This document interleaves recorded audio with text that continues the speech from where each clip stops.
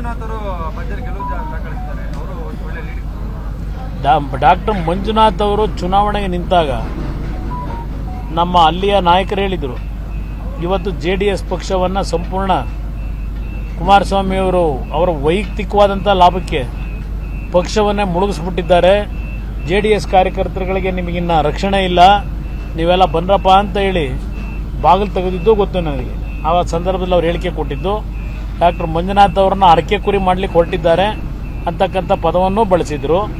ಆದರೆ ಇವತ್ತು ಯಾರು ಯಾವ ಒಂದು ರೀತಿಯಲ್ಲಿ ಅರಕೆ ಕುರಿಯಾಗಿದ್ದಾರೆ, ಪಕ್ಷದ ಬಾಗಿಲು ಯಾರದು ಮುಚ್ಚಿಸ್ತಕ್ಕಂಥ ಕೆಲಸ ನಾಡಿನ ಜನತೆ ಮಾಡಿದ್ದಾರೆ. ಇದೆಲ್ಲ ಈ ಫಲಿತಾಂಶದಲ್ಲಿ ಹೊರಹೊಮ್ಮಿದೆ.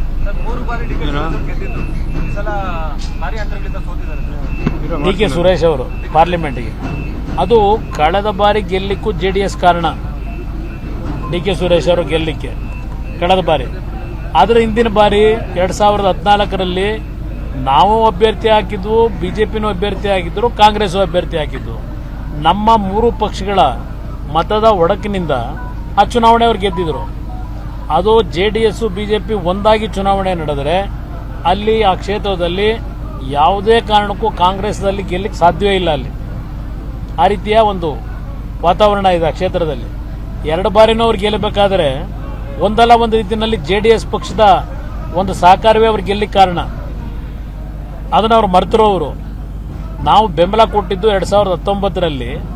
ನನ್ನ ಒಂದು ಮೂಲ ಭದ್ರಕೋಟೆ, ನನಗೆ ರಾಜಕೀಯ ಜನ್ಮ ಕೊಟ್ಟಂತ ರಾಮನಗರ, ಆ ತಾಲೂಕನ್ನು ಅವ್ರು ಯಾವ ರೀತಿ ನಮಗೆ ಸಂಪೂರ್ಣ ನಾಶ ಮಾಡಬೇಕು ಅಂತ ಹೊರಟರು, ನನ್ನ ಭದ್ರಕೋಟೆನ. ಇವತ್ತು ಅದೇ ಜನವೇ ಅವತ್ತು ರಾಮನಗರಕ್ಕೆ ಅವರು ಏನು ನಮ್ಮಿಂದ ಬೆಂಬಲ ತಗೊಂಡು ರಾಮನಗರದ ರಾಜಕಾರಣ ಮಾಡಿದ್ರು. ಆ ರಾಜಕಾರಣದಿಂದ ನಮ್ಮ ಪಕ್ಷದ ಮೇಲೆ ಏನು ಅವರು ಸರ್ವನಾಶ ಮಾಡಬೇಕು ಅಂತ ಹೊರಟಿದ್ರು. ಅದಕ್ಕೆ ಉತ್ತರ ಆ ಬೆಂಗಳೂರು ಗ್ರಾಮಾಂತರ ಜಿಲ್ಲೆಯ ಜನತೆ ಇವತ್ತು ಕೊಟ್ಟಿದ್ದಾರೆ. ಮಂಡ್ಯದ ಒಂದಷ್ಟು ಕಾಂಗ್ರೆಸ್ ಶಾಸಕರು ವೈಯಕ್ತಿಕವಾಗಿ ಟೀಕೆ ಮಾಡಿದ್ರು. ಅದ್ರ ಬಗ್ಗೆ ಜನ ಅದಕ್ಕೆ ಉತ್ತರ ಕೊಟ್ಟಿರೋದಲ್ವಾ. ಚಂದ್ರಬಾಬು ನಾಯ್ಡು ಅವರನ್ನ ಭೇಟಿ ಮಾಡಲಿಕ್ಕೆ ಪ್ರಯತ್ನ ಪಡ್ತಾ ಇದ್ದಾರೆ. ಅದೆಲ್ಲ ಏನೂ ಆಗೋದಿಲ್ಲ ಬ್ರದರ್. ಈಗ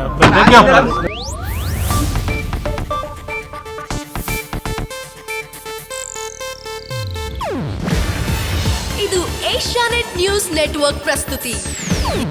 ನೀವು ನೋಡ್ತಿದ್ದೀರಾ ಏಷ್ಯಾನೆಟ್ ಸುವರ್ಣ ನ್ಯೂಸ್.